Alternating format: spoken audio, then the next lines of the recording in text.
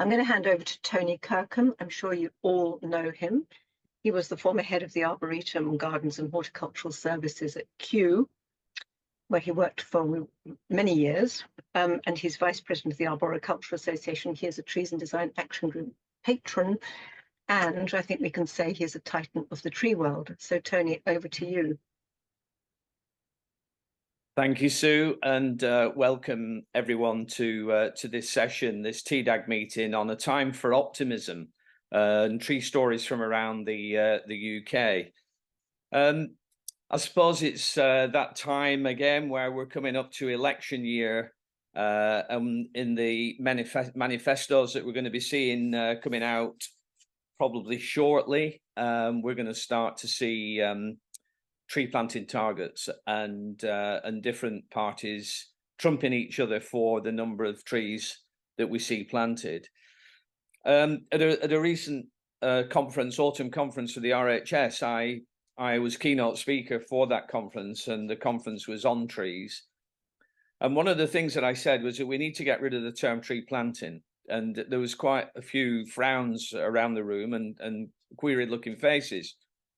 And I said we need to change the term tree planting to tree establishment, and ensure that what we plant successfully establishes, and that any KPIs and targets should be for tree establishment.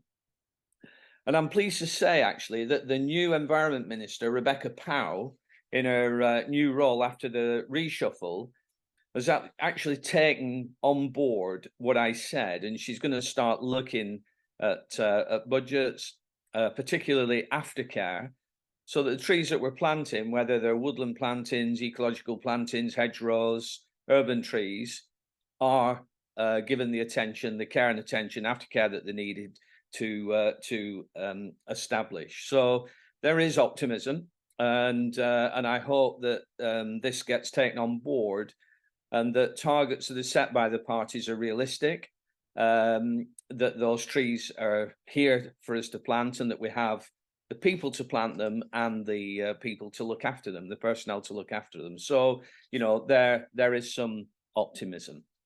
I'm sure that we're going to hear few more things about targets, etc., and tree planting through the process of this meeting, and it's quite exciting. And thank you to TDAG for asking me to chair today's meeting. So I'm going to go straight in, and I want to introduce Alan McAfee, the Senior Woodland and Recreation Advisor for Belfast City Council, and John Rose, a Senior Urban Consultant for Treeconomics, who's going to talk to us about Belfast's new 10-year tree strategy, led by public consultation to connect the city's residents to nature. So over to you, Alan and John. Thank you very much, Tony, for that introduction. This is going to be, as Tony said, it's a joint presentation. My name is Alan McAfee. I'm the Senior Woodland and Recreation Officer for Belfast City Council. And I'm joined in this presentation by my good colleague and friend, John Rose, who's a Senior Urban Forest Consultant for Treeconomics. John's going to kindly move the slides along for me during my presentation. And then John will, once I finish mine, John will continue on for the other half of it. But it's a pleasure to be here. It's a pleasure to speak. And thank you very much for the opportunity. So we'll go to the next slide, please, John. Just a wee bit about ourselves in Belfast. I currently have a team of 4 qualified and experienced woodland officers. It's taken me quite a number of years to get a team like this. We look after all the trees, street trees, park trees. We also look after the high hedge legislation, and we also look after playground maintenance. So it's quite a bit of work. But for me, having the 4 woodland officers is good, because it's good for succession planning. It's important to think about that, you know, for any organization to have people coming up behind. I have an annual budget for both the park trees, street trees. The park trees obviously cover your day-to-day pruning, maintenance, emergency work, tree planting, establishment. The difference with the highway trees or the street trees is the council don't own them over here in Northern Ireland. It sits with central government. So it's the Department for Infrastructure that actually owns street trees. But the council manage them on their behalf, and we've had that arrangement for the past 40 years. We have an inventory of all our trees, both street trees and park trees, and we started our surveying back in 2007. However, we're missing one thing. I felt anyway, we didn't have any structure or guidance or policy on how we should be managing our trees going forward. Next slide, please, John.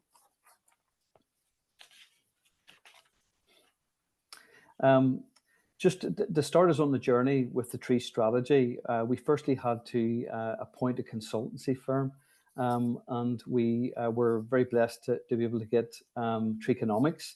They had done a lot of work with Birmingham City Council and their master plan, and certainly we liked the layout of the report, and we wanted something, you know, to flow like that for Belfast. So with Treeconomics engaged with us, we then linked up various meetings with internal and external stakeholders such as the Woodland Trust, who actually part-funded the tree strategy, the Belfast Hills Partnership, Queen's University, the Department for Infrastructure, and then internally our colleagues in climate resilience for the 1 million trees. The purpose of the tree strategy obviously was to give us structure and direction in managing our trees going forward. The tree strategy itself, we wanted to give it a 10-year lifespan, and we were looking at 37 key priorities or actions, which we can talk about later on. And within the tree strategy, we actually have incorporated an annual an independent review on year one, and then an independent review of where we're going and how we're performing every 3 years thereafter. That would take us to the 10-year milestone. The tree strategy is broken up into 3 areas, and basically it's going to be trees and urban forest structure, community framework, and sustainable resource management approach. Next slide, please, John. So the actual engagement and the consultation, we firstly went out by way of a questionnaire to the citizens of Belfast from July 2022 to 27th of August 2022, 1 month. And we put a number of questions out there. And, you know, for a questionnaire, there's a lot of questionnaires going out from local authorities, but we were delighted when we got 615 written responses, which is actually very good for a questionnaire. One of the questions there, you can see there, we wanted people to sort of rank where they felt trees should, their priority and how important trees are to them. So we had a 1 to 10, and you've got habitat right through to, you know, noisy roads, privacy, property value, you know, air quality, and so on. But that was a good indicator for us and what people were sort of thinking about. We'll have the next slide, please, John. And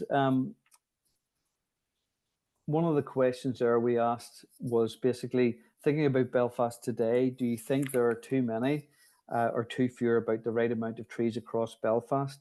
And you can see there was 93.5% said there were too few trees.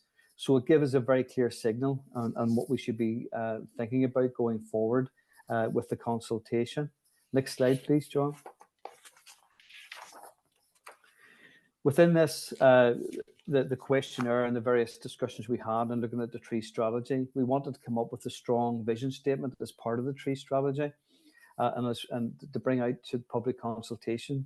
So our vision for Belfast was that Belfast is a city which focuses on protecting, enhancing and expanding its woodlands, hedges and trees, connecting people to nature and ensuring that these continue to be a major asset to everyone who lives in, works in and visits our city.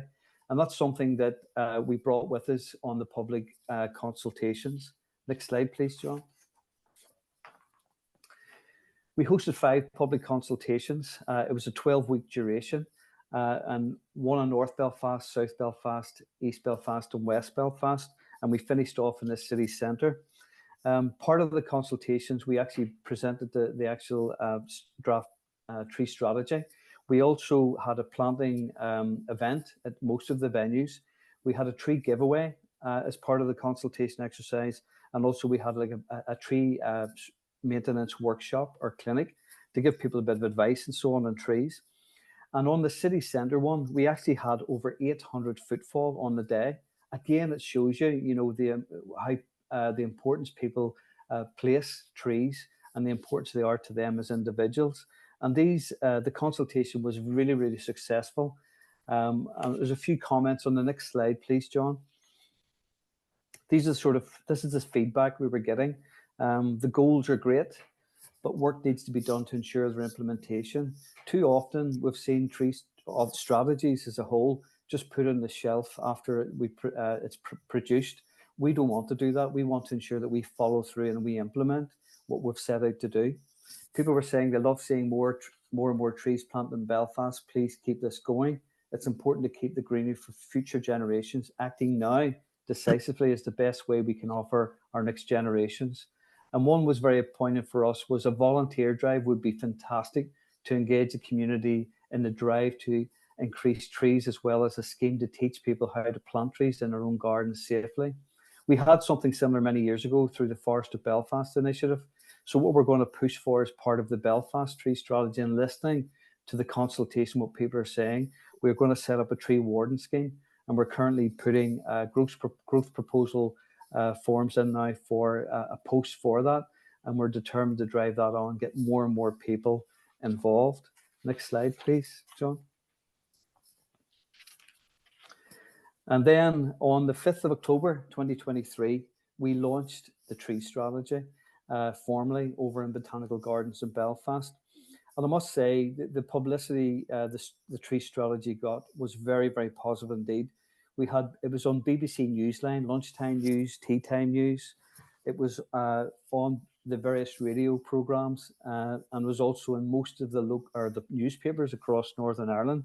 And really on the back of this, there's been lots and lots of other local authorities asking us how we went about with our public consultations and so on. So it was very, very positive indeed. And we were delighted with the launch and also the response from the public and others. And then just my final slide, please, John. I talked about the 37 key actions. These are the actions under Trees and Urban Forest, community framework, and sustainable resource management approach. You know, we're looking at, these are all broken down in more detail, but this is just a summary of what we're working at and working to over the next 10 years. And we have started to work on a number of these pretty much right away. We're hit the ground running. And this is really what John's going to talk about next, because tree economics have been very instrumental in helping the council in producing a tree establishment strategy. And I take on board there what was said, Tony, at the very start, not tree planting, but tree establishment. And I think that's key. So that's where we are at the minute. So I'm going to hand it over to John, and John's going to take you through the next stage of we are looking at one or two of these actions on the tree strategy. Thank you. Right, thanks, Alan. That's brilliant. As you can probably appreciate, the biggest win for me is not really that Alan's come up with a plan or the strategy. It is very much getting everybody on board so they think of it as their plan. And in that way, it gets its own momentum. And then obviously you have to do something. And the first thing on Alan's list was the tree establishment strategy, this document. And we were just discussing the final edits this morning. So I'm going to share a few aspects of this.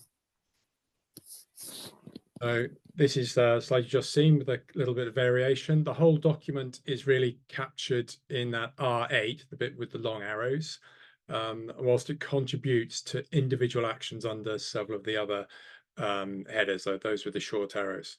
The point here is really that the linkages from the big overarching strategy to the lower level document are clear.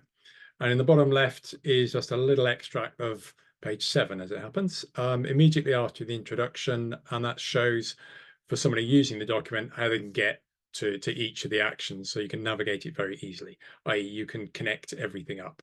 So, for example, canopy cover assessments and goals. The first challenge is to understand what we have today. And this is a map of the canopy cover for the whole city, broken down by ward. Massive variation from just over 4% at one end to over 40% at the other end. Obviously, as many of us will appreciate, the figures at ward level can be a little deceiving as to what's actually on the ground. One end of the ward can be very tree covered, the other end can be very Spartan. Another example, T3, the species diversity. And again, the first requirement is trying to understand what we have today. Where are we now? And it's quite interesting, this lot. If you look at the top 10 trees across Belfast as a whole and compare them to the street trees, those top two bar charts, Belfast being the one on the left and the streets on the right, there is almost no overlap. In fact, the only tree in common is cherry. And in terms of diversity, the city as a whole is far more diverse than the street tree population, as you might expect. The most dominant tree is less dominant. Ash is only 11% of the city, whereas common lime is 20%, 21% of street trees. The all others proportion is almost half on Belfast, only a quarter on street trees. And in that chart at the bottom, the curve is longer and shallower for the city as a whole, which indicates it's a more diverse population. And you can see that Belfast has a very similar curve to London, the sort of blue dotted one underneath, and they both lie somewhere between a tropical dry forest and a tropical wet forest, which is kind of an interesting aspect, but perhaps one for another time.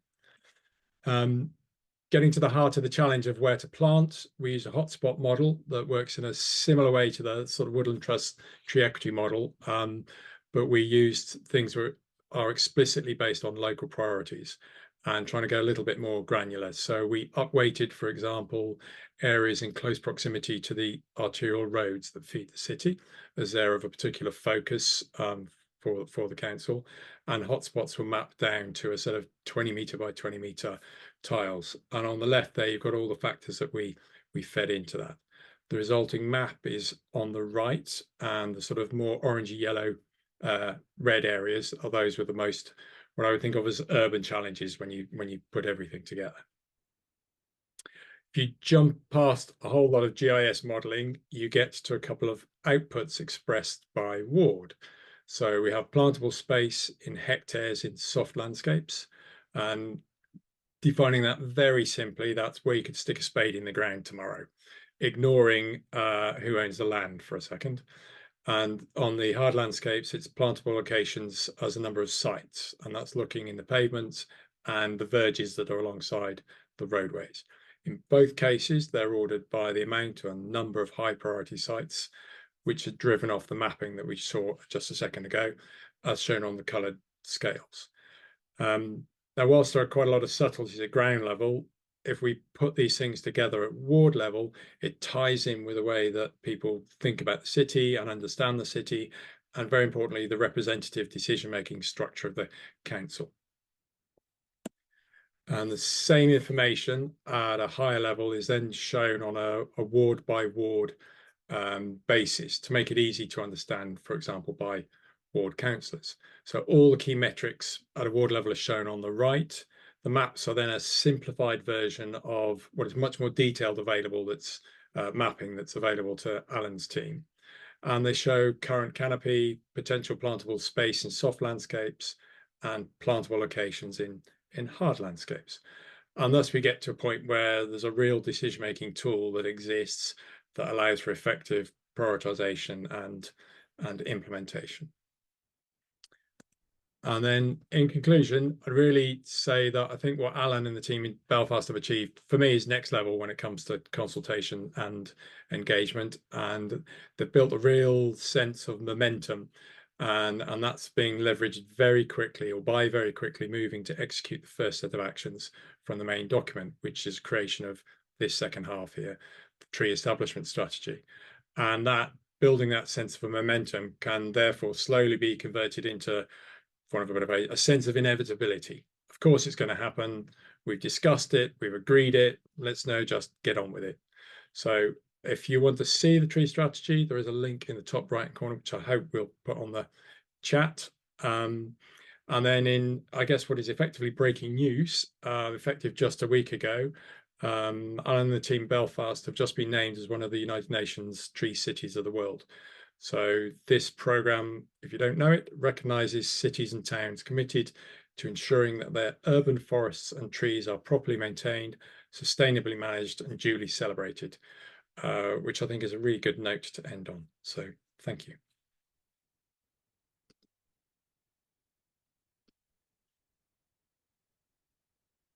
Thank you, Alan and John.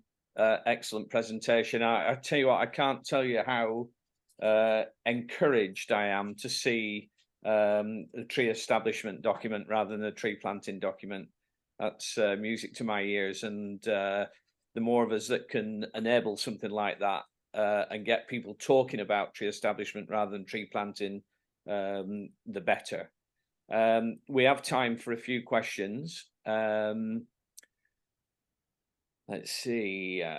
Question for Alan. Is a split between the infrastructure ministry and the city council a problem, or are there financial benefits, i.e. ministry support? To answer that, we have a very, very good working relationship with central government in terms of tree planting and tree maintenance. It's something we've built up over the past 40 years. Where they have given us a commitment that they will support, and they have given us a good budget. Even though Stormont isn't up and running at the minute for a year and a half, they're still committed to the trees, and they're still making amends and taking money elsewhere to put it towards the trees. So the commitment is absolutely there, and it's something then that I'd be able to take this tree establishment strategy. I'll be able to take it to them and say, look, these are possible opportunities for the future. We've got 10 years here. Let's plan this in. And I have no doubt whatsoever that they will continue with their commitment to this. Brilliant. Thank you. Thank you. Another question for you, Alan. When you looked at the street tree species, did the species support the type, size of street? Did they seem appropriate choices? Okay. Most were appropriate choices at the time. There are species, for example, if I could take it back 10 years ago, where we were planting London plane, they would sit in a tree pit and just sit there for 3 or 4 years, hardly any growth. But with climate change and the warming temperatures within the city, that particular species of tree is jumping out of the ground now. They're growing so fast. So what we are learning, and this is going to be part of the tree establishment strategy, and we're trying to future-proof. We're trying to look ahead. What species will do now? What will be better in 2050, and so on. So we have to keep on thinking about that. It's all about the right tree, the right place for us, and that's the way we're going. And I suppose with your tree strategy for another R, right tree, right place, right reason. Yep. That ticks Absolutely. One of the boxes of those lists that you put up on that first slide, which is very good. Does Belfast have good maps of underground utilities and what's happening there? Okay. Again, because we have the good working relationship with the Department for Infrastructure, who are the Highways Authority, they have good details. They've got good working relationships with all the utility organisations, whether it be water, electricity, cable, tel, fibre optics, BT, whatever. They have a good network built there. So we rely on the DFI for that information. So if we go out, for example, and we see a street we would like to plant new trees in, we work with the DFI to do all that work for us, all the investigations. They already have that set up. It saves us chasing after them. And they do have really, really good records. I've only had 1 or 2 near misses out there over the years with utilities, but really you can count on one hand. It is quite good. Good. And on Tony, top of that, sorry. Could I just mention here, Tony, because Yasmin Morgan said that you can't do things within certain distance of gas mains and so on, and we've been exploring that a lot, and that seems to be things invented by the utilities. It's actually not what's written in law. And I think we all should understand that so that we're not bowled over when they say you can't do it. Well, maybe that's another TDAG meeting topic. It is, to definitely. Underground services. And again, it has to keep being repeated. Yeah. Sorry, I just thought I wanted to mention that. No, thank you. Thank you. Oh yeah, I've just seen your comment that this is invented by the utilities, not legal. Yeah. Good. Well, I think I'll do one more question. The duration of our establishment. That's a comment. The duration of our establishment aftercare is largely related to planning conditions. but we do extend the lesser period of 5 years in specific situations for larger specimens, including street tree planting. We also have defects liability warranties that apply for annual replacements throughout the specified duration. That's from Julian Francis. So thank you. Thank you everyone for the questions. And again, thank you, Alan and John, for that really interesting presentation on your tree strategy, and very, very interesting to hear. Thank you. And I'm sure there will be other questions. I'm sure you'll take them, and you know, after this meeting, you'll probably get some questions from people or comments. So thank you. I'd now like to welcome the next two speakers, Juliet Staples, who's the Senior Project Manager for Urban GreenUp with Liverpool City Council, and Elaine Cresswell, Director Reshape Landscape Architecture. They're going to talk to us about Urban GreenUp, lessons from Liverpool. So thank you, Juliet and Elaine. Hello, just checking you can hear me. Loud and clear. Okay, lovely. Can you see my screen? Yes. Okay, right. Thanks everybody. Thank you for asking us to come along to TDAG meeting today. I'll just start by saying I'm not a tree expert, so I do feel I'm here under a little bit of false pretenses. But I'd like to talk to you about the Urban GreenUp project that we've been running in Liverpool. So I will start the presentation, and I'm the Senior Project Manager. And then our contractor and my colleague, Elaine Cresswell, who's Director from Reshape Landscape Architecture, will finish off with a complementary project. And I've put the website of our project there, and it's on the last slide as well, if anyone's interested in looking at any of the data. So the agenda, a quick overview of the project. I'll do a run through of some general tree planting schemes that we undertook. I'm going to focus in on a tree sustainable urban drainage scheme that we put in. And then Elaine's going to tell us a little bit about a complementary project on the pollinators. So the Horizon Tea project, it was worth about €4 million to Liverpool, and the City Council worked with the University of Liverpool and the Mersey Forest. And over a period of about 6 years, we retrofitted, trialled and monitored a whole range of nature-based solutions in the city. We looked at the environmental, social and economic benefits. So these are projects I'm not going to talk about, but to give you an idea of the kind of the breadth of the project, we put in things across the city like water retention ponds, urban rain gardens, living green walls, floating islands and pollinator terraces. But what held all these together and the backbone of the scheme was around some of the tree planting. So we did the usual soft ground planting in a whole range of spaces. We took opportunities to also do some planting some orchards in our parks. And here we actually put in things like walnut and other species that we wouldn't normally plant, and we created a new planting palette that we've actually replicated in other sites as well. The project was very much about innovation, demonstration and research, so we were allowed to try things and make mistakes. We did some hard landscaping schemes with colleagues in highways, and you'll see here that these particular schemes, the trees are labelled as shade, cooling and filter. This is very much an EU thing, very much around what the project was looking at, a little bit artificial in some terms, but we used the knowledge of Mersey Forest, Myesko College, and actually the TDAG manual to look at what was a shade and what was a cooling tree. And then the filter trees, well, I think in hindsight, we would say that anything filtering here between the road and the road area to the left, which is actually a pedestrian and cycleway, would need to probably be at exhaust level to be effective. But the EU money was available and we were able to plant the trees. We did some tree planting in some other hard landscapes that were much smaller, and I was on my own with these, so I didn't have the support of colleagues in highways. It was a little bit harder. But on the top picture there, this is an area outside a school. It's a concrete central reservation, and parents and probably teachers probably use this as a parking space. There is free parking just around the corner, but it was very close. But it was quite dangerous for the pupils. So that was pre-COVID. And when they all came back after COVID, I dug it up. We'd put 4 trees in there that you can't really see very well, and some pollinator planting as well, much nicer and much safer for the school as well.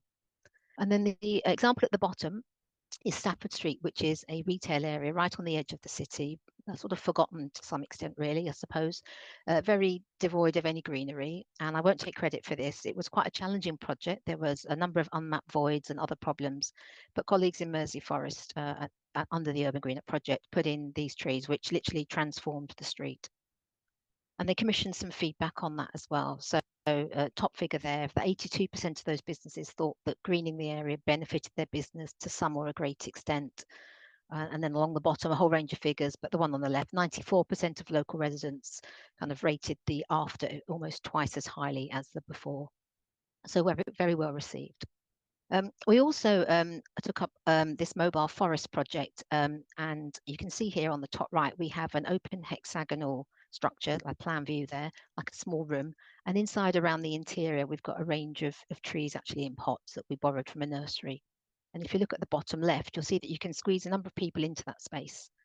But what none of these pictures show you is that behind the trees, it's fully mirrored. So when you go into that space and you shut the door, it's like being in a never-ending forest. And we use this as a way to engage with people, to showcase the benefits of trees and forests in urban locations. And we got some positive feedback. And so William Worsley, who was the Defra champion, came and opened it for us, which was great. So collectively, these kind of general projects, lots of environmental benefits around carbon storage, air temperatures, some modelled data as well. Socially, we saw increases in activity. Our modelling data predicted up to 26 lives saved per year across the whole project from all that increased activity and improved air quality. People valued the works very highly for mental health. And these trees help to form part of these new green city routes. And I've got an example of one of the routes on the right there. So trees often are a part of this or help to link together some of these other nature solutions. And thousands of houses and people benefited by having a new or improved green space view. And we were also able to use some of the models to estimate economic savings in terms of energy, CO2, and financial savings as well. But the one I wanted to just dwell on a little bit is what we called our urban catchment forestry, or our tree sustainable urban drainage scheme. So this is a plan map of Liverpool. I don't know whether you can see my mouse, but this is the Liver building towards the top left there. And I live in this building here normally, which is the Cunard building. And very fortunately for me, the two X's mark the run of trees where they were going to go in this central reservation. So I was perfectly located to look out the window and watch this project progress. So the idea here was to put 14 trees along that central reservation to model it so that the water from the carriageways ran through the trench of those trees, and to look at whether that improved flooding and water quality. So it came about really because our highways were looking at this large connectivity scheme in the city. They had quite a lot of money to do this. And I don't know, again, whether you can see the mouse, but towards the middle and left of the screen, there are three carriageways, and there's also here 3 carriageways, and then this was a 4th carriageway, but they've actually changed it into a pedestrian and cycleway. But importantly for us, there was the opportunity for 150 trees here. So we turned to our colleagues at Mersey Forest and we looked at some GIS stuff, and we established that there was opportunities in the area for to tackle surface water flooding, that there was a complete absence, which is the white area, of any kind of real green infrastructure, and that there were some areas where we were vulnerable to heat stress as well. So it fitted perfectly. We had an opportunity to do some SUDs. So this view is probably looking out of my office window down outside the building. And the 8 trees on the left were the working trees. They were the trees that were monitored. We had an inflow, an outflow, and we had some monitoring locations between each of the trees. The 6 to the right were a visual control, and we had some other visual controls elsewhere, but it was these 14 that we actually paid for as part of the project. We made about a £300,000 contribution for the trees, the civils, and the permeable paving. So in terms of the choice of tree, this was an entire afternoon. I would have liked to have had 2 different types of SUDS trees to see if there was one that was better than another. But in the end, we only managed to agree on one between the contractors and the officer. And we chose Dawn Redwood because it likes damp soil, and we were going to put it into a soil trench that was going to take lots of rainwater. Also, it had no lateral branches over the roads, and that carriageway is very busy, so that was perfect. We didn't want to have to close roads to do maintenance. There were no large leaves to fall and block the gutters, so it wouldn't create problems around the drainage. And also, it was tolerant to low levels of salt. And because that's the main thoroughfare, we do grit it quite a lot, so that was something that we had to consider as well. So I'm talking to people that know way more than me, but we use these deep root silver cells retrofitted into the central reservation. I always think of them as like an open Lego. So we were able to put these in the soil filled trench, the idea being that the water would come in at the top and then from the road, and then it would run through all the soil and the trees. And we would use the trees and the soil to reduce the water, slow the flow, and improve the discharge, as well as add to biodiversity and other elements as well. So lots of data here. We haven't got a lot of time, so I'm just going to focus on this graph here at the bottom. So the blue vertical lines are the precipitation, and the top orange line that follows them is the water at the inflow, and then you can see the corresponding water at the outflow. So we are seeing kind of a soaking or a loss, soaking up or a loss of all that water, and that's mirrored effectively on the graph to the right. We've got the water coming in and then the water going out. And I'd love to be able to say that all of this difference is solely due to the trees and the SUD scheme. But I don't think our engineers trusted us completely. And I know that they did build in an emergency overflow. So what I can say is that most of that water is due to the effects of the trees. So we have seen an impact. In terms of water quality, we had quite a lot of variable data, but an overall average 13% reduction in metals, heavy metals, reduction of suspended solids 74%. So a few anomalies. So where we saw increased ammonium levels, we eventually tracked that down to gully cleaning operations.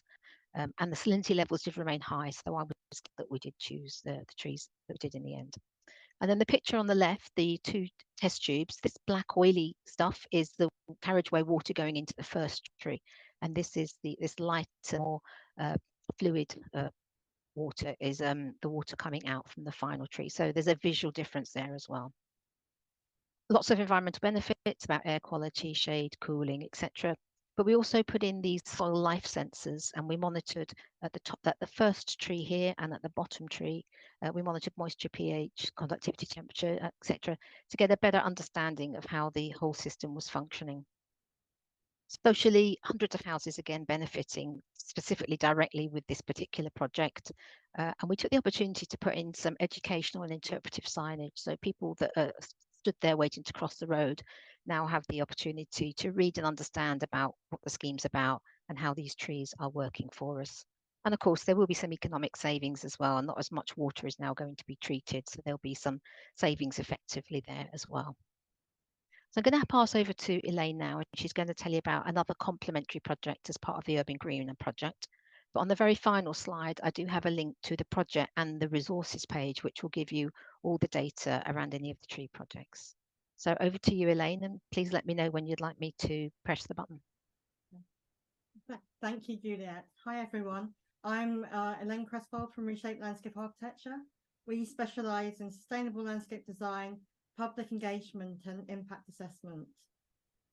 The really special thing about the GreenUp project is the opportunity to go beyond research projects that say landscape is good and get real hard data that shows which aspects of landscape really make a difference. As a landscape architect, I really feel that the Urban GreenUp project redefined success and freed us to experiment, get things wrong, accidentally get things right, and find more effective ways to improve the sustainability of our city. Next slide. Next slide. Sorry, I'm pressing. It's not going. Sorry. There we go. Okay. Reshape's brief was to increase the abundance and diversity of pollinators on 5 verge sites between Duke Street and Liverpool South Docks. Our sites were typical of leftover spaces in Liverpool city centre and the hardest to develop. They included a concrete revetment bank with moss, gravel and no soil, a lawn under existing plane trees, a dead shrub bed and mown roadside grass verges. Whilst it is not unusual for cities to carry out these types of pollinator projects, it is unusual for their impacts to be monitored and analysed over a 4-year time span. Unsurprisingly, baseline surveys showed that our intervention sites were not very diverse and they are mostly of low value to pollinators. Next slide. The location of the sites were spread out and our small budget couldn't hope to create a climate resilient wildlife corridor. Next slide. In order to address these issues, we adapted our brief and created a landscape character plan to link the GreenUp sites with surrounding habitat stepping stones in community allotments, future developments and gardens. Our landscape characters were inspired by the Sefton coast and graded from open, exposed sand dunes to woodlands and gardens. This enabled us to choose the plants which were suitable for local environmental conditions, didn't need much maintenance, and provided the rich whole life cycle food, shelter, and hibernation resources that pollinators needed. Next slide. It was essential that we did no harm to the pollinators that we were trying to encourage and delivered on climate change objectives of the Urban GreenUp project. COVID lockdowns gifted us time to develop and trial a number of experimental, no chemical and low embodied carbon techniques.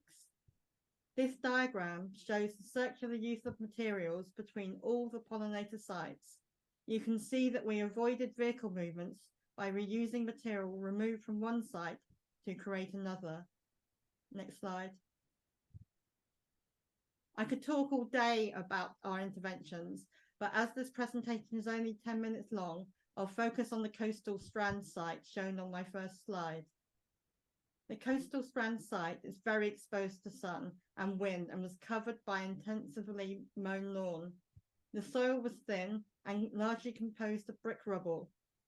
Baseline surveys showed that there were few clovers and buttercups in the expansive grass areas.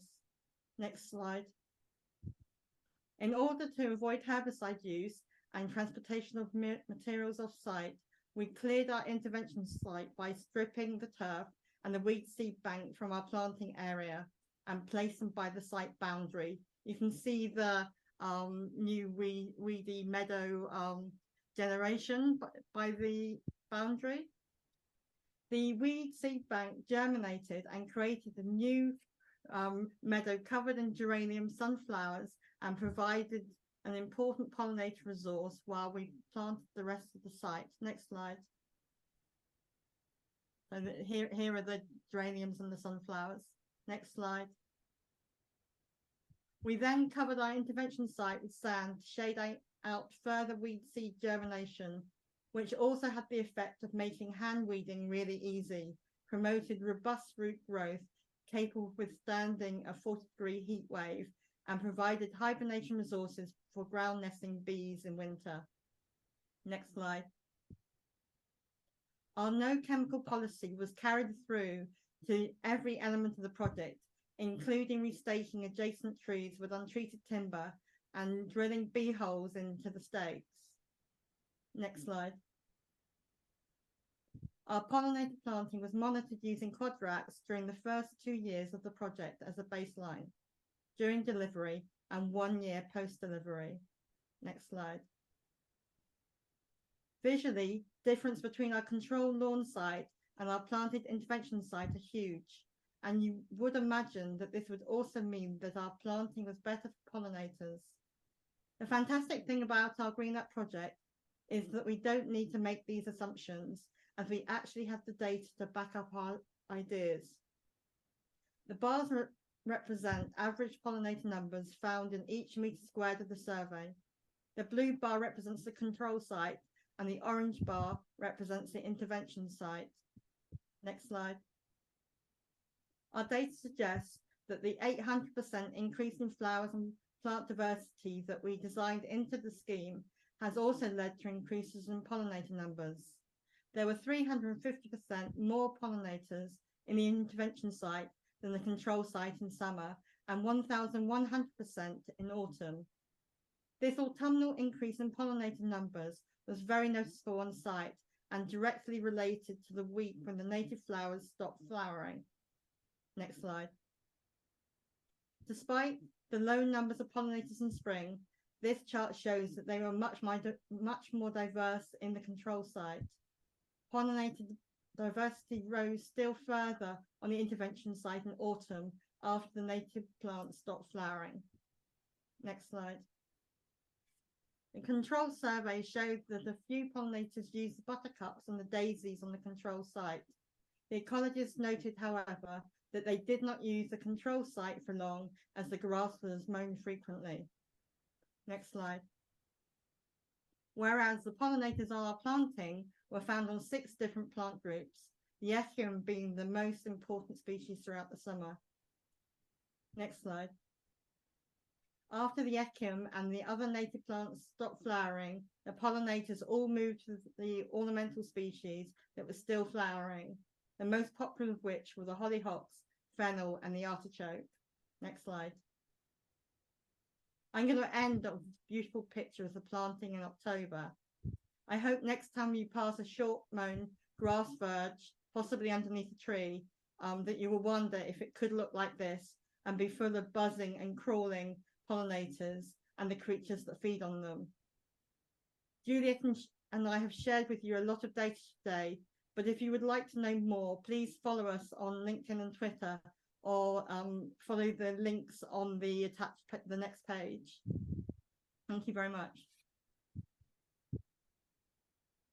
Thank you, Juliet and Elaine. A very interesting presentation there, and great to see success in an urban situation like that with both trees and herbaceous plants, as tree people usually trample to get to trees. So really, really exciting to see.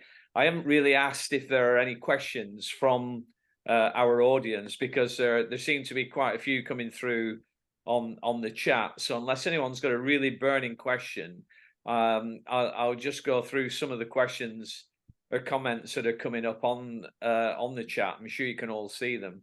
There's one here which is quite interesting. And it's, I sometimes found businesses were concerned that trees would obscure their signage, discouraging customers. Did you find this was an issue? And I think that's probably for Juliet. Hello. Yeah. No, not actually. We didn't actually. But then, having said that, although we did plant trees into urban areas, I don't think we actually planted them, other than that Stafford Street, directly in front of any businesses. But no, they've welcomed it. Interesting that it's a good point. But no, we didn't get that as coming back to us as an issue. I mean, yeah. I'll just add to what Juliet said.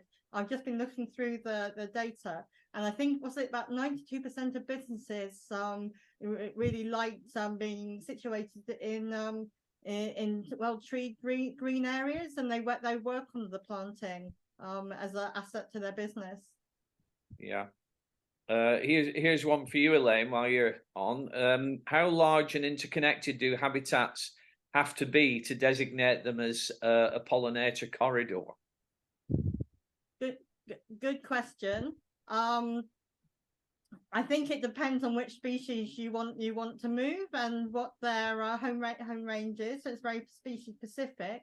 We only had £50,000 to implement the pollinator verges.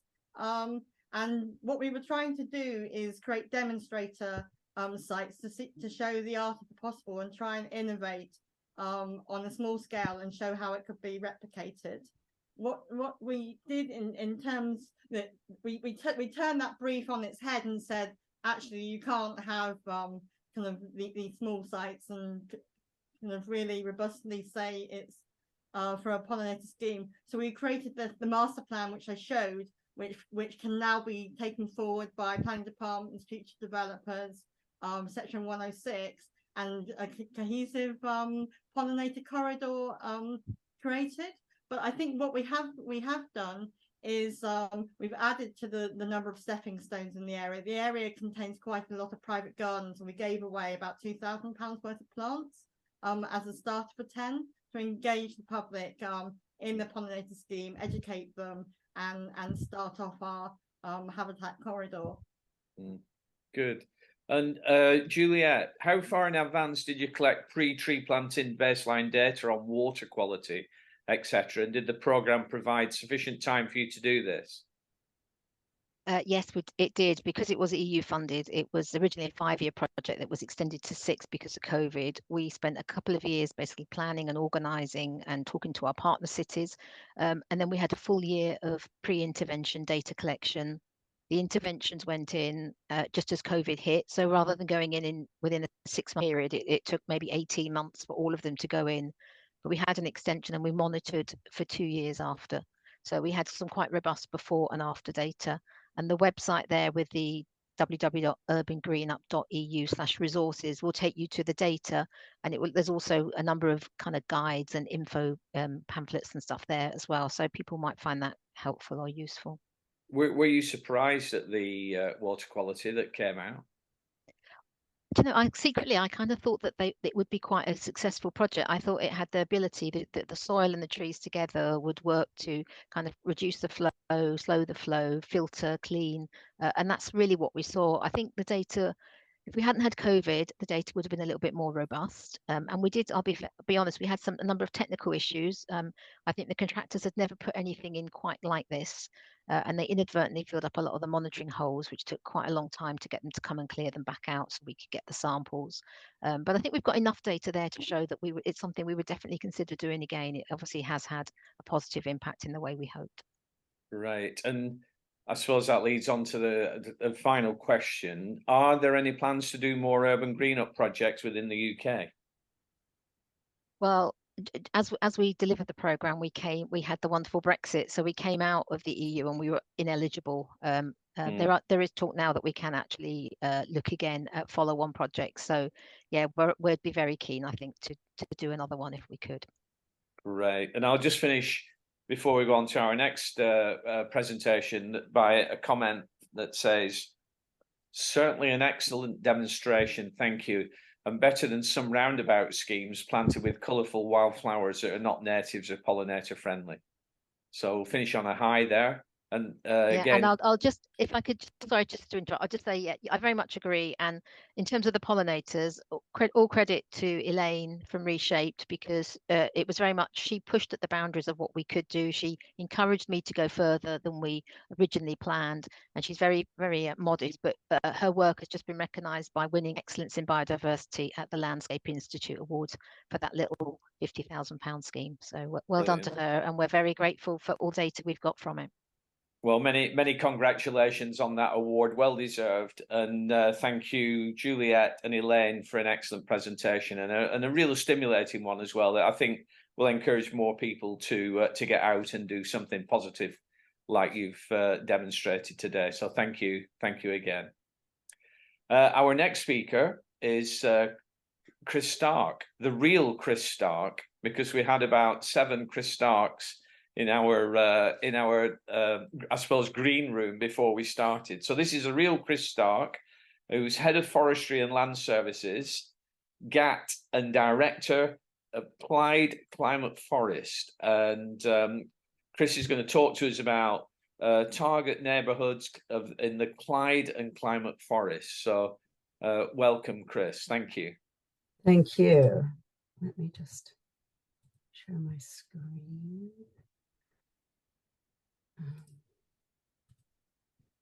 Right. Is that working? Yep. Great. Right. Thanks, Tony. Yes. So I have 2 hats and I split my time between both of these roles at the Green Action Trust and Clyde Climate Forest. I don't feel like an expert, having only started a couple of months ago. So they've been great presentations so far. Mine's very much an overview, as I don't have the detail that others have been able to show, but maybe I can come back in future with some lessons learned and more experiences. So although I was going to talk about target neighborhoods, I will just do a quick background and overview of the Clyde Climate Forest. So it was born out of the Glasgow Clyde Valley Green Network Blueprint. And this is a strategic framework that focused on access networks and also habitat networks in the Clyde Valley. There's 40% habitat availability, I suppose, within the valley, but it's not very well connected. So this is to look at how to improve that. And out of this strategic sort of framework, Clyde peatlands and Clyde grasslands have come out, but also the Clyde Climate Forest, which was launched in 2021. and it looked at the woodlands that were identified within it. So it's an initiative and partnership, very much partnership working. So there's staff from the Green Action Trust, myself, the program manager. There's someone from the Conservation Volunteers and Trees for Cities, and we also have comms through the GCV Green Network. Funding has been through the Woodland Trust. The Emergency Tree Fund provided staff funding and capital. Scottish Forestry also is supporting staff costs, and obviously there's the Forestry Grant Scheme, which contributes to lots of planting around Scotland and in our area. And they also have done funding for farm woodland assessments, where we can identify areas where tree planting can occur. And most recently, we've been successful in getting some Glasgow City region funding through the UK Shared Prosperity Fund. There's generally good political support for this initiative, and the chair of the program board is the chief executive of East Dunbartonshire. We also have a concordat that we've signed with the leaders of all of the local authorities. So where is it? If you aren't familiar with Scotland, the dark blue there is where the Clyde Valley is, and it's made up of these 8 local authority areas. And what is it aiming to do? Well, to plant 18 million trees, I should say establish 18 million trees over the next decade. And obviously it's the right tree in the right place. And we all know the benefits of those and the reasons for planting them. So there's 3 delivery strands within the Clyde Climate Forest. They are canopy, connectivity, and carbon. We have these handy 20% targets associated with them. So in canopy, it's increasing existing canopy cover to 20%. For the connectivity, the habitat networks, increasing them by 20%, and also to meet the target of 20% cover across the whole Glasgow City region. So usually we start looking at canopy first, but I'll just go backwards and just talk briefly about carbon. So this has a target of 1,000 hectares per year of new forests. It's very much, I suppose, supported by the forestry and woodland strategy for the Clyde Valley in the potential and preferred areas. And as I had said before, forestry grant scheme money tends to fund these. That would be probably larger woodland creation, conifer plantations, or anything that fell out with the sort of connectivity and urban woodland establishment. So connectivity, this is about native woodlands mainly, 230 they're looking to plant, although I think we would take any really, and it's about migratory routes for wildlife. So a lot of analysis was done in this, and I won't go into it today because it wasn't the focus of the talk. But this shows the green dots are from the blueprint originally that were opportunities for woodland creation. And there was analysis done of the migration of species between the south and the north of Scotland. So there's a lot of forest in the southern parts of Scotland. There's a lot of conifer plantations as well. But then to the north is Loch Lomond and Trossachs National Park and lots of woodland. And how do species get through the central belt of Scotland, which is heavily populated? Glasgow is obviously a large urban centre, and there's other obstacles like the Pentland Hills and uplands.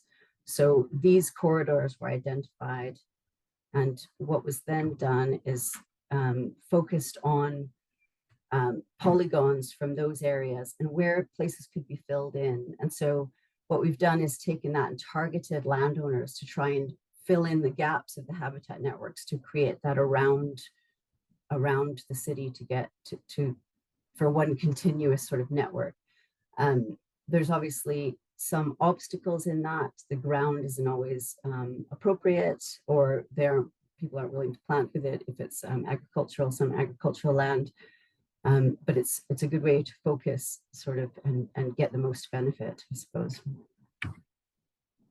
So then finally, canopy is the other strand, which is looking at 1.5 million new trees established. I'm going to have to change all of these now that Tony said that. Using urban areas, local communities, and schools, etc. So the focus of this is obviously the urban area. And in order to identify the best places to target resources, Forest Research undertook an analysis of the tree canopy cover within the urban areas. And this is the percent of cover within those for each of the local authorities. So they did this using aerial photography, height data, and machine learning, and provided that across everywhere.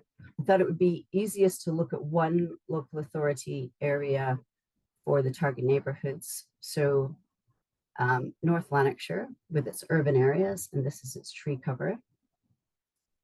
16.5%, so there's always room for improvement here. What was done was then this was taken into community council areas, and much like Belfast, although I think more was looked at in the Belfast targeting, percentages were given. And so the lowest ones, 0 to 6%, and the higher ones up to 44%. So it's kind of similar to Belfast, actually. So to look at vulnerable postcodes, which were then combined with this data, information such as the Scottish Index for Multiple Deprivation were used. And this ranks areas and postcodes by income and employment, education, health, accessibility to housing, and levels of crime. So red is considered to be higher levels of deprivation, and blue is lower levels of deprivation.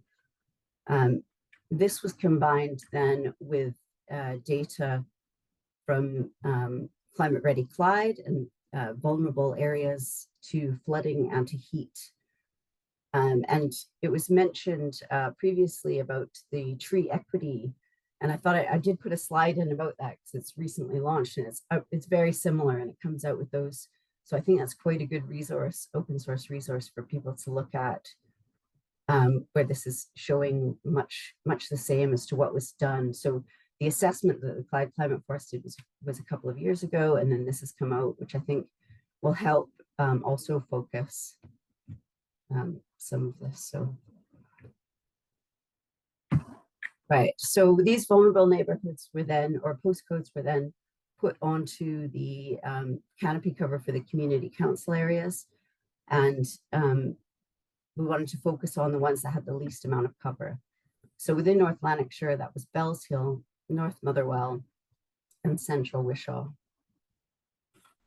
And you can see there the percent cover for the forests or woodland, and the number of vulnerable postcodes. So if we look at just one, Bells Hill, so this has the vulnerable postcode in the canopy cover. The 4 blue dots are Google Street View. So obviously, so far, this has all been done on screen, basically, and you want to ground truth some of them because it's not always quite what it looks like. And so these are the Google Street View photos from those, and you can see there's opportunities there's amenity green space, there's areas along streets. Any of these could use a few trees, I think. So we need to ground truth these, so staff went out on the ground to check what was feasible.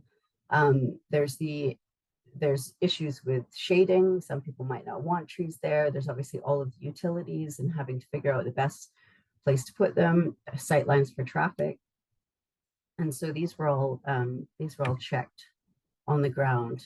And this area here, if we look at this one specifically, this was a primary school, and there's the air photo, and there is some green space obviously off to the east. When you put up the opportunities, so school grounds and amenity areas, it kind of helped to focus it. And we've been engaging with the school, and this is the second year that we've been doing planting in this area. And also we found local businesses have been really supportive. They've even provided tags for trees so that people can adopt a tree and make sure that it survives. So that's been quite good.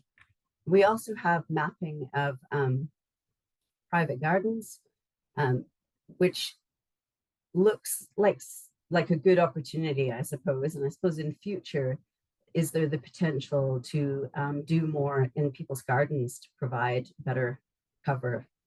Because when you look at it like this, there's definitely opportunities there.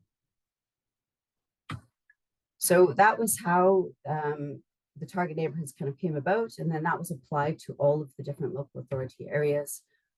And there's 16 of them now. Depending on population was how many were done. So lower population, there was only 1 target neighborhood, and higher density population, like in Glasgow City, there's 4 target neighborhoods. So as the Clyde Climate Forest was only launched in 2021, it's only been a couple of years, and we're obviously in the middle of one of the years at the moment. So in the first year, 4 target neighborhoods were engaged with, and got a few pictures of lots of smiling kids, which is always good. You can see the numbers that were planted and all the engagement that happened. This year we built on that, and the 10 target neighborhoods include the 4 from last year. So they've wanted to do more, and it's also led to more engagement with schools, you know, out with the planting season. And so I need to update these numbers once we get to the end of the year, but there's a few events coming up. And we tend to do a schools day on a Friday and then a community day on a Saturday. And that's about it for me. If you want to see any more, we have the website, and I'm happy to receive any emails about this. So that's my address. Thank you very much. Thank you, Chris, for a very encouraging presentation. I've got to say that looking at that Google Street View, I think it's really good that you're targeting areas like that. That's where we need to plant trees and establish trees. So thank you for that.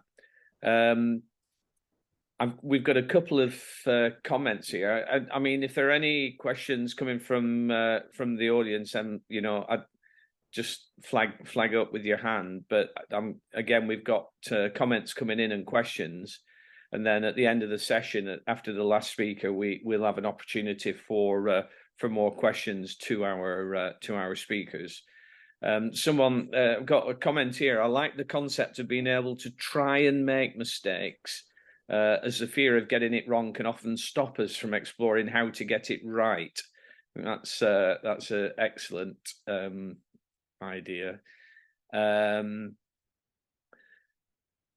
There's a question here. How was the data generated on saved lives, etc.? I think that's for one of our previous speakers.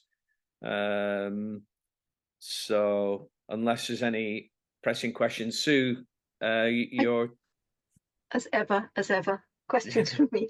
Yeah, I just wondered, Chris, on the sort of financing of all the work that the Clyde Climate Forest does. Yeah, so we have staff, really costs get covered. So like I said, the UK Shared Prosperity Fund is providing funding, and then also because it's a partnership, it's in kind. So working with others from TCB and Trees for Cities. So we all just kind of have to work together to deliver that. Always, I suppose, looking for future funding. At the moment, we have funding up until March 2025, but I'll definitely be looking for more as I start to figure out what I'm doing in this new role. You've done very well for somebody newly into it. But the other thing I just wondered, and there are probably people on the call who know much better than me, I'm really fascinated by these migratory patterns and how we try and get the right green links and so on. So on that site, have you, looking at the limitations of it, have you chosen the east side of Glasgow because that's where the easiest migratory route could be? I think Supposed it's both actually. So the east and the west side, but it was to identify specifically where they were. I think there are limitations within that though, like I said, about trying to get the right ground.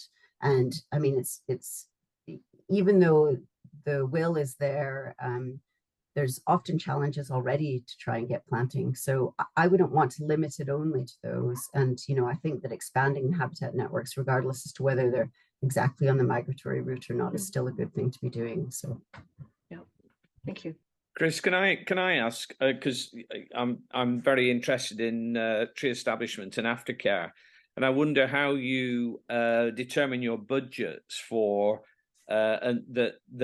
for aftercare that would determine your budgets for planting. So, you know, how would you work out what you can manage to look after and getting that balance between WIPs and standards, etc.? yeah, I guess it's getting the communities involved. I mean, we're looking at things like tree wardens, you know, and the schools and getting them involved. It still feels like quite early days, and you know, it's an initiative rather than a project that holds kind of its own management of these sites. So, like I said, there was the tags and businesses supporting things. So trying to get them adopted, and we will be going out and kind of maintaining them. It depends where the funding has come from. But yes, I totally appreciate that. You don't want to take that and then they all die or get trimmed or things like this. So we do a lot of standards planting, and we have a specification to protect those, because obviously there's also antisocial behavior and things like this. Yeah, I was going to ask actually. I have noticed an increase in vandalism around where I am in Twickenham, which seemed to disappear for a while, but all of a sudden it's sort of creeping back in, and we're seeing trees snapped off or damaged. And I wondered what that was like. Are people accepting these schemes in these urban areas? Yes, they are. I mean, I suppose you'll always get some. But actually, I think there's been a really good survival rate. And also, I think engaging all of the children at the schools, you know, and that getting them involved in the planting kind of hopefully ensures that later they'll be a bit more wedded to those trees and look after them. So. Yeah. I'm going to finish on on a comment, a great comment that's come in. That's this really highlights the need for the industry as a whole to engage with local communities. All these initiatives are great, but without proper understanding, I fear it could lead to false economy. But it seems that what you're doing is great, and it's highly successful. So, Chris, thank you for a great presentation. And there may be some more questions at the end when we finish. So, thank you. Thanks for having me. Our last speaker this afternoon is Siobhan Wiltshire, who is runs the planning policy team for the Welsh Government, Future Wales, and she's going to talk about trees and planning in Wales. So over to you, Siobhan.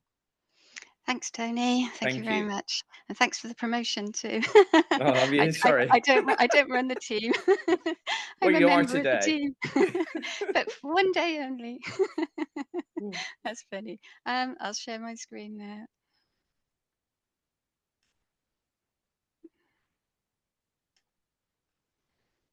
There we go. Has that come through? Yes. On slideshow? Yeah. It just needs to go into slideshow. Yep. Okay. Thank you very much. Thank you. So, Pranam da pawb, good afternoon all, and thank you to TDAG for the invitation to speak today and tell you the story of what we're doing in Wales with regards to tree policy. So, as Tony said, my name is Siobhan Wiltshire. I'm a planning officer. I work in the planning policy team of Welsh Government. Our team is very small but enthusiastically staffed, and I cover general environmental policy topics, so green infrastructure, biodiversity and landscape policy. So I'm a generalist covering tree policy, but I suspect, like many out there, particularly planners, tree issues do and can take up a significant amount of my policy work. So This afternoon, I'm just going to take you through what's happening in Wales with regards to trees, with a particular emphasis on the planning system. I'll outline a number of recent policy changes that we've published, and I'll close with one or two reflections and next steps. So before I jump into the planning policy on trees, I just wanted to flag some of the wider, more contextual policy on trees that we have in Wales. So today in Wales, around 50% of Wales is woodland, and the Welsh Government has set out ambitious targets to increase canopy cover, and this is supported by a programme of action built around our National Forest and the Woodland for Wales strategy.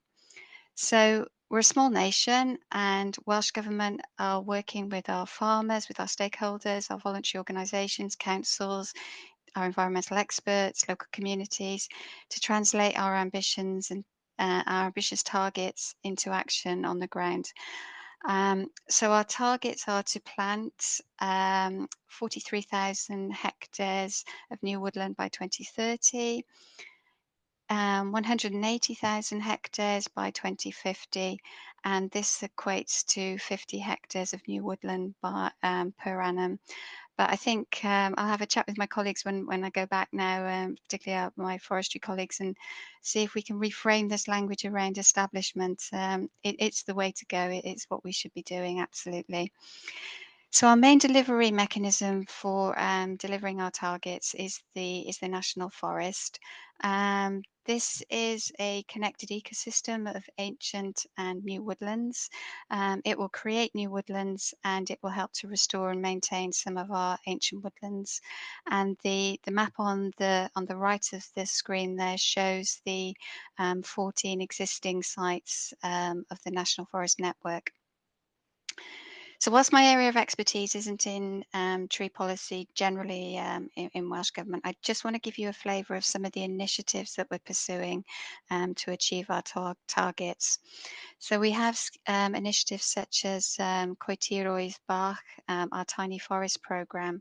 That's a grant scheme to create 100 tiny forests between April of last year and March of 2025. This scheme offers the potential for well-managed and accessible woodlands to be part of the National Forest Programme. And we've also run a successful programme whereby we've offered every household in Wales a free tree to plant. So in November 22, we offered almost 300,000 broadleaf trees to households as part of the My Tree, Our Forest initiative. And householders were given the opportunity to plant the trees themselves in their gardens, or we asked, there was a mechanism whereby Coed Cadw, the Woodland Trust, could plant the tree on their behalf. So the planning, this slide takes us back to the planning framework for trees in Wales, and references the key documents that we have in place for trees. So as always in Wales, we stretch from the ancient to the modern quite comfortably. So we have a somewhat outdated technical advice note dating back from 1997 on tree preservation orders. And we have our most recent updates to policy that we published in the autumn of last year. The two key documents for us are Planning Policy Wales, which is the document in the top middle there, and Future Wales on the right-hand side. I'll talk at length about Planning Policy Wales in a moment, but I just want to flag Future Wales for you. Published in February 2021, Future Wales has the status and weight as spatial national planning policy. A national development plan, sorry. So in accordance with section 38 of the Planning and Compulsory Purchase Act, Future Wales is part of the development plan. We have some policies in there which would be of particular interest to this group. We contain a policy on biodiversity and green infrastructure, and we also have a separate policy on the National Forest. Not included within this slide, but worth mentioning, is the work of the Law Commission undertaken in 2018, which amongst many other things looked at the TPO regime in Wales. The Law Commission made a number of recommendations to Welsh Government on the TPO regime, and these recommendations were mostly accepted by Government. So the recommendations were drafted by Charles Miners, and he's working for us in a sort of secondment capacity as we're preparing legislation now going forward that will act upon some of those recommendations that Charles and his colleagues at the Law Commission made. So we will be having a new planning consolidation bill which will be coming out shortly with later regulations and guidance. So there's plenty going on in terms of the planning framework for trees. But I want to take you through some changes that we published in October of last year. So within Planning Policy Wales, tree policy sits within the Distinctive and Natural Places chapter. And we updated that chapter last year following a 12-week consultation.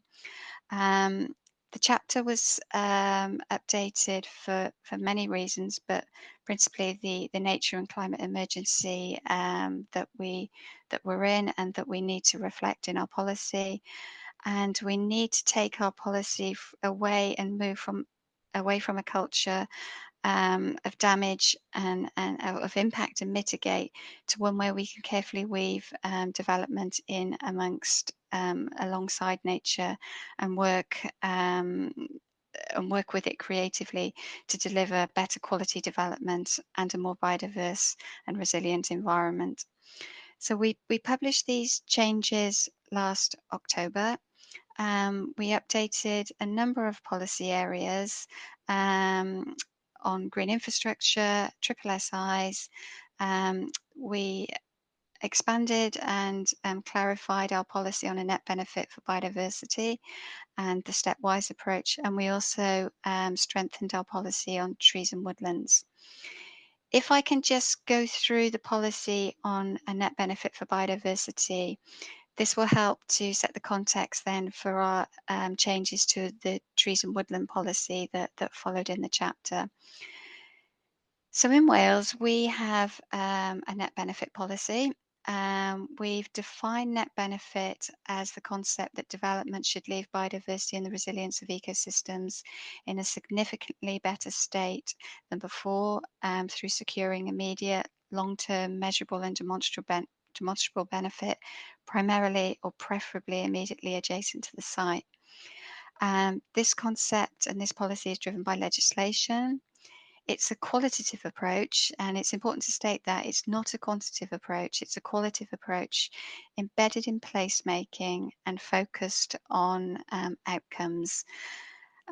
So how we do that in Wales is through our stepwise approach. Some of you may recognise this as the mitigation hierarchy.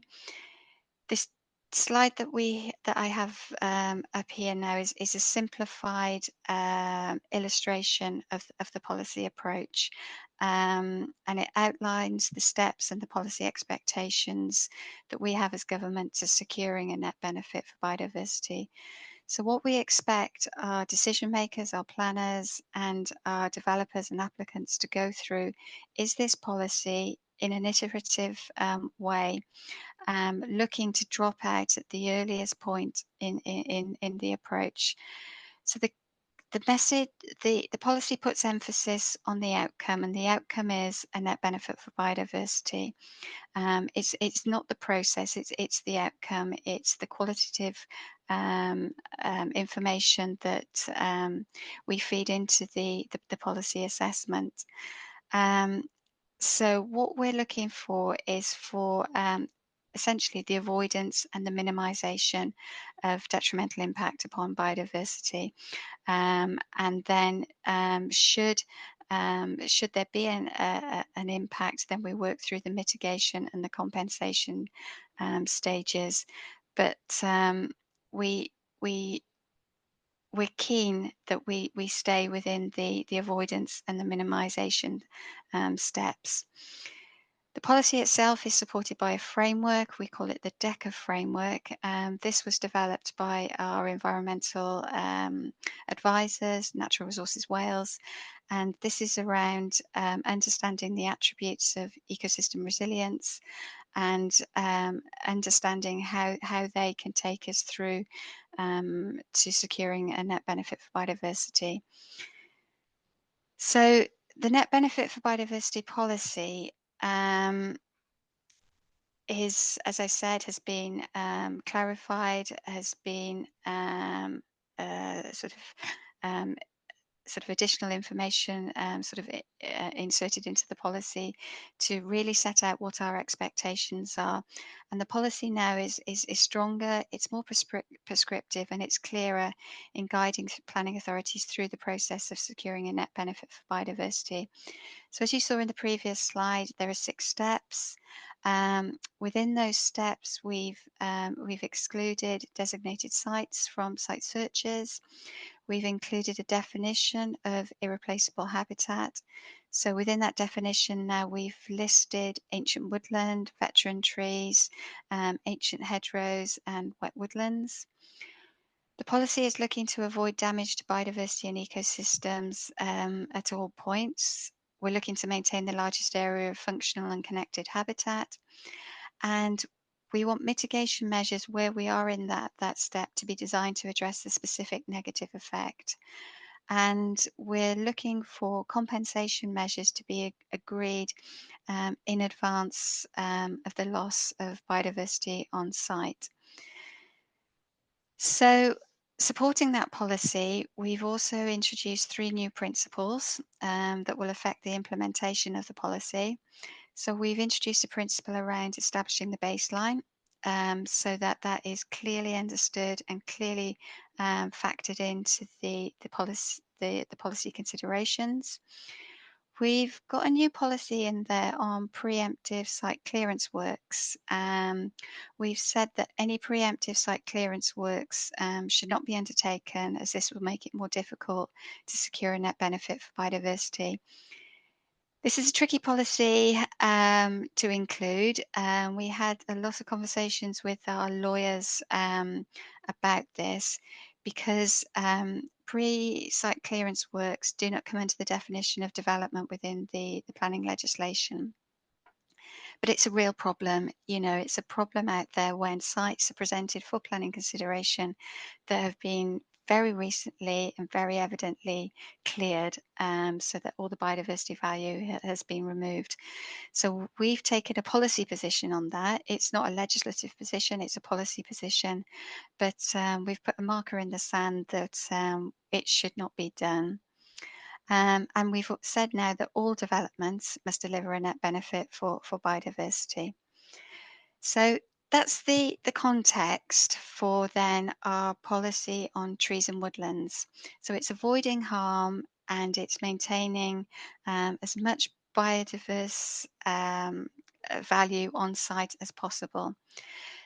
I'll just take you quickly through the changes to the trees and woodland policy. So there's been additional policy strengthening, linking back to the stepwise approach. We've restated the functional importance of trees, woodlands, groups of trees. We've outlined the ecosystem resilience function of native trees and hedgerows.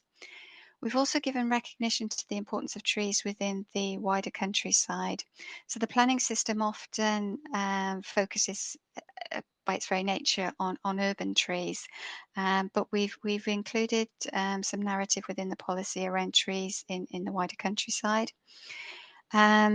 We've identified, as I said, ancient woodlands, semi-natural woodlands, individual ancient veteran and heritage trees, and ancient hedgerows as irreplaceable natural resources.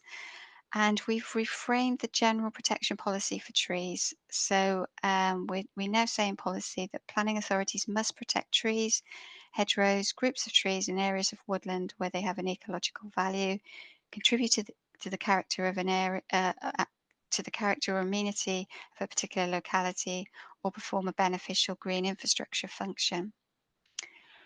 We've introduced a new requirement for the planting of new trees, hedgerows, groups of trees, areas of woodland as part of new development.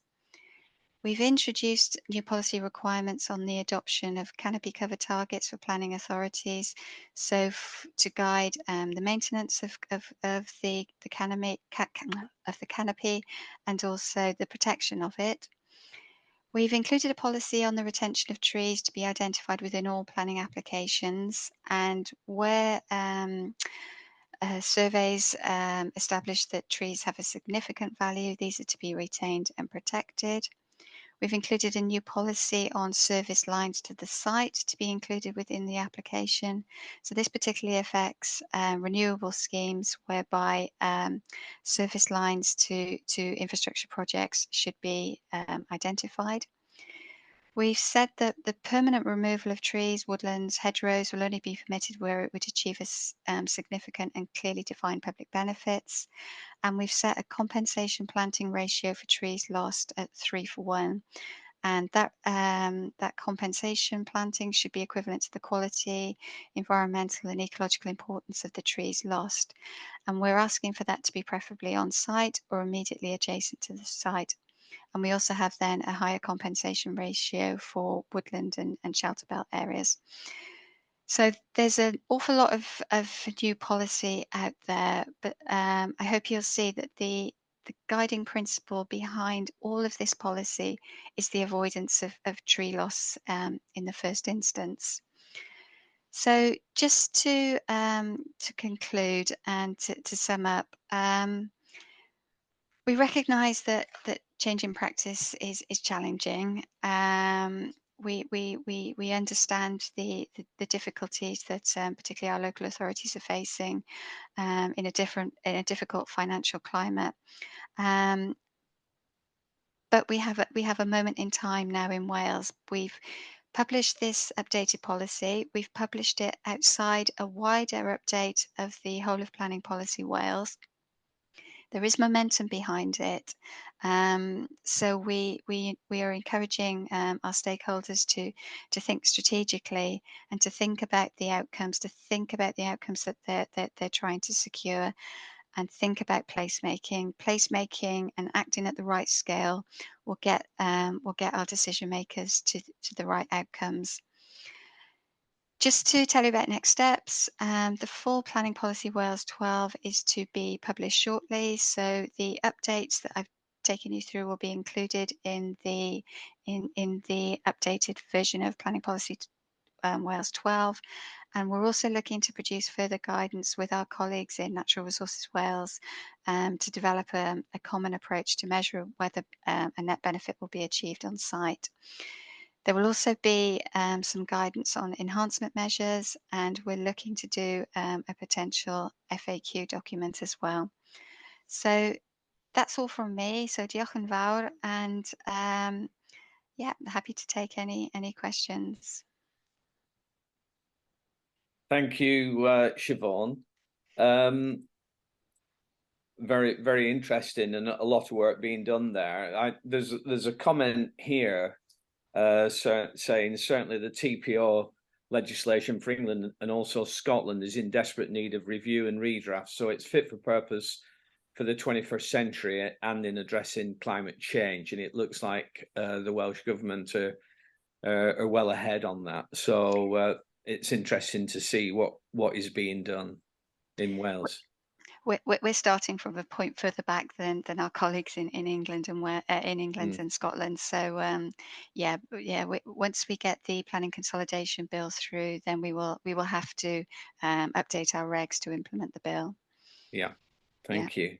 Another question here actually, where you're offering trees to be planted in gardens. Every present issue, when offering trees in gardens, do we have to be conscious of geology, shrinkable soils, given that insurance companies get very exercised about trees, proximity to housing on shrinkable soils? Very tedious but potential problem, which is why TDAG is trying to ask that going forward foundations are more tree resilient as well as lower carbon.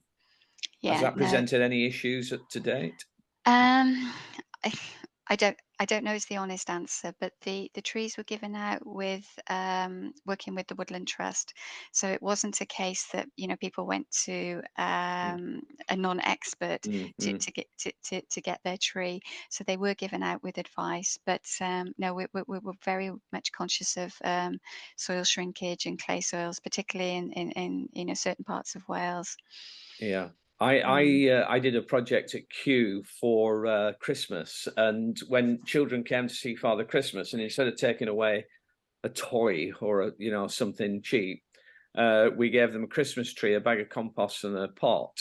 Excellent. And it was Pisces rabies. But driving, that was about 30 years ago, and driving around Twickenham now, I see Norway spruce springing up. They're going, you know, they're above the houses now, and I think I've started a project reforesting Twickenham, and then suddenly realised that we could be creating potential problems for people, but you can't plant enough.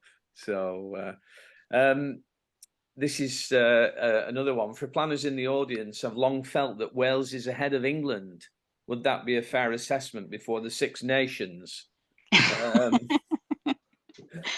As a civil servant, I cannot comment, but my WhatsApp was going crazy today because we've just lost Reece Samet. I've just Samet, seen it. he's Just gone came to up as American news. football. Yeah, So big loss. who knows? Yeah. Who knows? Yeah, getting out while at the top. Siobhan, preemptive site clearance work. Really agree, but wonder how you enforce it. That's the question, and that's what we're going to be looking at now. Some of the giving detail to that in our FAQ document, but it's taking a policy position and it's getting the messaging out there that, you know, actually securing enforcement notices and things is going to be difficult because there's no legislation to pin it on. So it's messaging, behavioural change, cultural change, that kind of thing. But it's a start. This is, you know, the best that we could do within the legal parameters that we have. Yeah, thank you. Well, there are more questions for you, and I may come to them, Siobhan, before we wrap up. But I just want to thank you for a great presentation, and it's very encouraging to see what steps the Welsh Government are taking in terms of trees.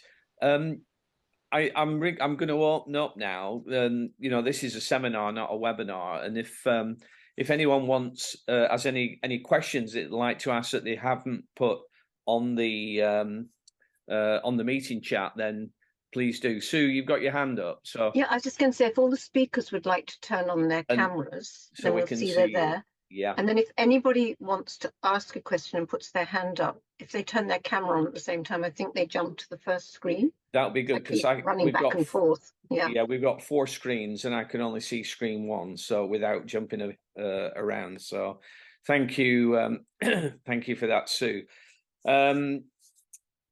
I've got something here, and I suppose it could be for anyone really, not just for Siobhan, but are planners willing to ask, and are developers willing to provide all the data and long-term management plans? And this person said, I get a a bit of kickback from both when asking for info to satisfy biodiversity enhancement. We don't have net gain in Scotland. Anyone? Siobhan, you're nodding, so you've obviously been. Yeah, we've introduced a new step within our stepwise approach, specifically on long-term management plans, because it's where the system can fall down if things are not legally agreed, if they're not tied down, if the funding isn't committed. So we've introduced a new step within our policy that sets out what we expect to see within a management plan and how we expect to see it secured. So it's a policy requirement for us now, but we did introduce it as a specific step because of the issues that we have with securing these things long term. Thank you. Another one for you, Siobhan, I'm afraid. But again, if anyone wants to come in, do we have an issue with outsiders? And that's probably not just the English companies buying up land to plant trees for offsetting. And then this person has said, of course, I don't support offsetting. And I think it. Sorry that. And I don't think that's just you know, land, upland, but also good agricultural land for tree planting and offsetting. And any other speakers, if you want to, if you feel you have a burning desire to answer that, then just put your hand up. But Siobhan, I'm throwing this at you first. Yeah, it is an issue that we have in Wales, and it's politically contentious in certain parts of Wales. It is tricky.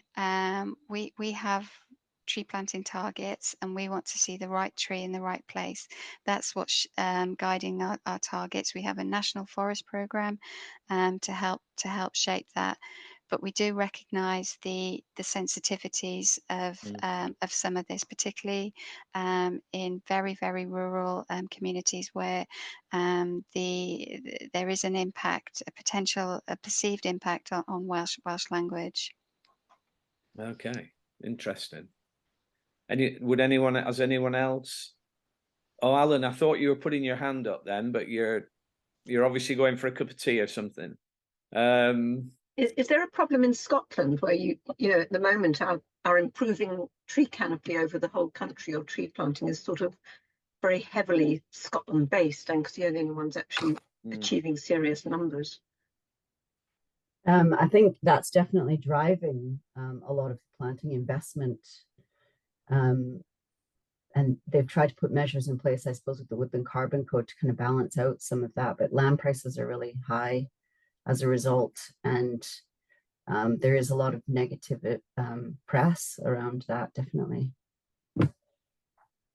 Yeah, I'm watching quite a few, I suppose, contentious issues in Angus at present, where companies are buying up upland, moorland, etc., for tree planting, and then you go into a pub and it says, if you drink every pint that you drink, we plant a tree. And I just wonder how successful that is actually. You know, how many trees are actually being planted? How many trees are there a year, you know, 5 years, 1 year, 1 year later? And that's why I'd like to get rid of this term tree planting and bring in tree establishment. And quite a few of our speakers certainly today have been referring to tree establishment, which is very encouraging.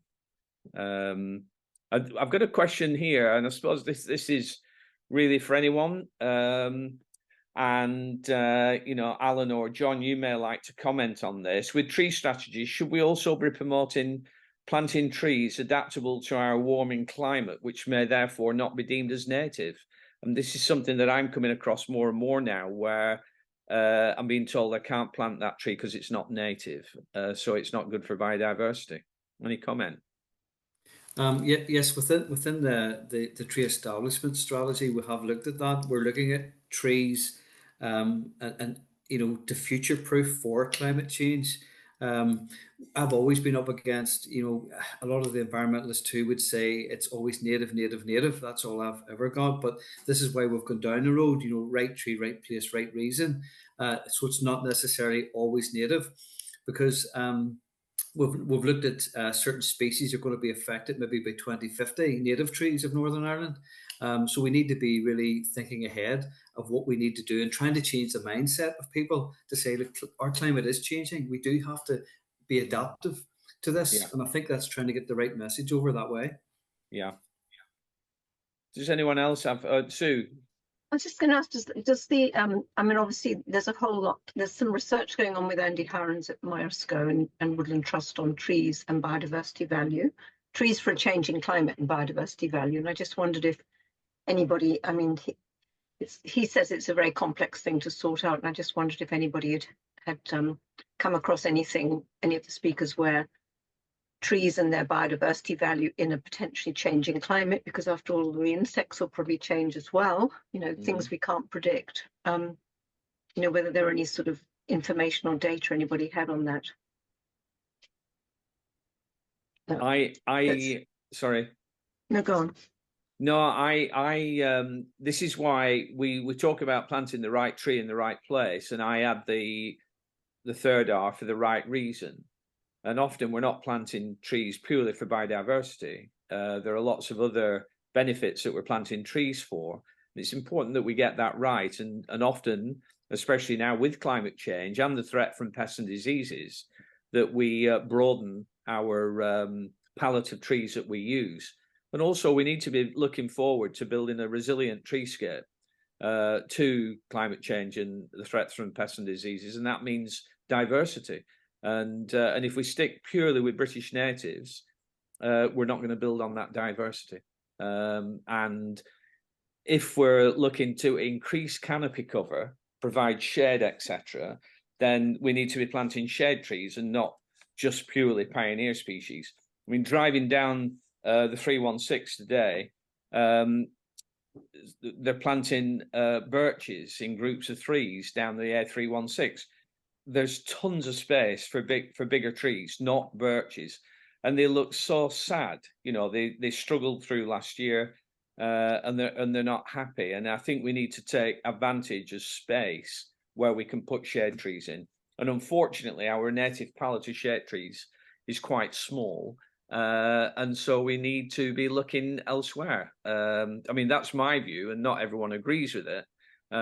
But I, you know, certainly in a rural area, then a rural situation, then yeah, let's look at natives. But also, there's no harm in integrating the two to build a resilient landscape, and that's what I think we should be doing, especially in urban environments. But that's probably another TDAG meeting too. Well, the other one is, how do we overcome the resistance to large growing canopy trees when you've actually got the space for them? Yeah. It's so frustrating. You see position. I think people don't understand the fourth dimension that trees grow. So they're fearful of what they might do. And so they actually limit them immediately to avoid a problem which may never have occurred, and then lose all the benefits that would have occurred. So how do we overcome? Does anybody have any insights into how you overcome that reluctance to be as brave in your planting as you actually could be? Yeah. I've got a good one here from Mac, actually. Birmingham moved to the right reason, right place, right tree, right way in their tree establishment selections. This makes more sense. Love it. Another R. And I think the more we get in, the better, and the more successful we'll be for long-term establishment. Tony, can I throw a question back to Mac about that? How do you decide what the right reason is in the first place? What, Mike? Is Mac there? Sorry, Mac. Yeah, that's not a problem for Emma. Thank you very much for banging that. And anybody that knows the answer to this question is probably Emma. She's a part of the Birmingham Tree People group anyway. Yeah. We asked the first question, why are you planting the tree? Yeah. Question we asked first, is it for air quality? Is it for canopy cover? Is it whatever? And then then after that, we start saying, well, where do you need to plant them if that's the reason you're planting them? It's the right reason that drives the right decisions. And when you ask why you're planting it, well, because we've got a canopy cover target, or we've got to plant 35 million trees if you live in Gloucester. Those aren't sensible reasons. And then we question the reasons, and then I have to go back and start again. Totally agree, Mike. And with these targets need to be sensible and achievable, and for the right reason, and not just for the sake of planting a tree. It's easy to tick a box and say you planted a tree, but is it the right one? Quite right. We try to avoid the term greenwashing, but it's everywhere now. Yeah. So we're trying to avoid greenwashing. Nice to see you, mate. Anyway, huh? Good to see you too. Let's ask a very boring question. Oh, sorry, I interrupted. Sorry, Emma, go on. No, that's fine. Well, my question might be boring. I was going to say, well, go on, you go with your boring one first, then I'll do with mine. Okay, so while we were just talking about targets, what about 330-300? So everybody should be able to see 3 trees. We should have 30% canopy cover, and everybody should be within 300 meters of a green space. I wondered if that's just sort of an academic thing because it's really easy for us to play with and do research around, or whether it's actually useful in the real world. So that's my question to all the speakers and anybody else on the call. Wow. Well, I saw that on Instagram this week. LinkedIn, there was something on that from Treeconomics and from Kenton. And I wonder in how many situations is that achievable? Even as a benchmark before we start to planting trees, so we achieve that. I'd love to know that, actually, because I thought, you know, it is an interesting statistic, and it would be wonderful. But I wonder how many people can tick that as yes. So I've had it out with Cecil Cohn, unpronounceable, who actually developed it. Yeah. And we put it into Trees Planning and Development section 2, because what he said is this is not a prescription. This is just actually trying to raise a degree of ambition of what we might aim for, not really expecting it to actually be achievable. But hey, if you even got one tree, you know, if you got part of it, it would be a starting point. But John, you probably have worked on it a bit harder than I have. I think for me, the answer to the question is it's very much not an academic thing.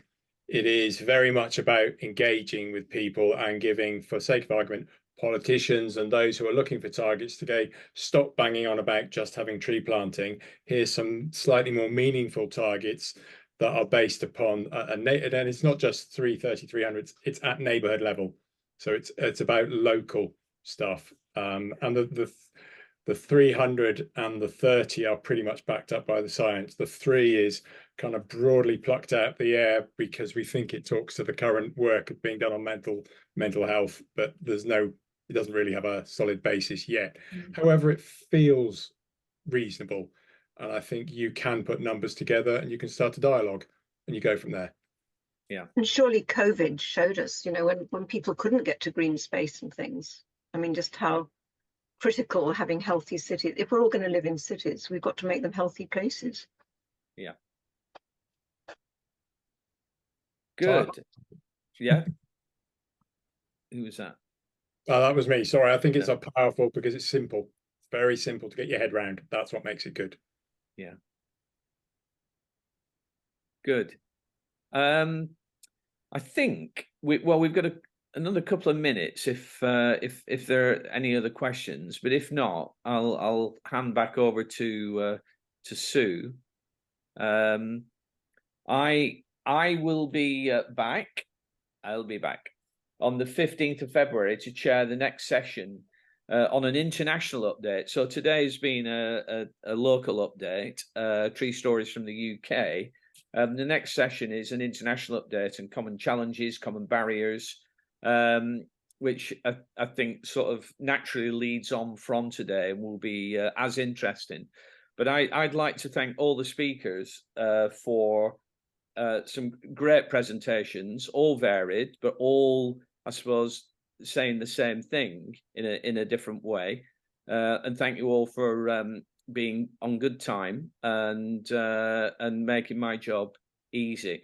But I also like to thank everyone for all the questions that have come through on meeting chat that again have made my job easy, but also challenged some of our speakers. So thank you all very much. A really good turnout, and I'd like to hand over to Sue to conclude. Right, well, thank you, Tony. Absolutely perfect timekeeping as others. So thank everybody for that, because it was wonderful and very impressive. So you've already said about the next session. I have put in the chat when it is. I will take the chat, which I think I've saved. I'll make sure I save it, and I'll analyze it so that will go on the website with the presentations and the recording. Then Dee will send out some notes following this meeting, which will mainly be upcoming TDAG events, other events that are coming on relating to trees, and other information that TDAG members have kindly sent in to me that they think may be of interest. And I think that's just about us for the 16th of January. Has anybody got snow? I keep looking out the window. It's getting very dark. None here. Right. Okay, so thank everybody very much. Emma and Dee, have you got a moment to stay on a little bit longer? Thank you.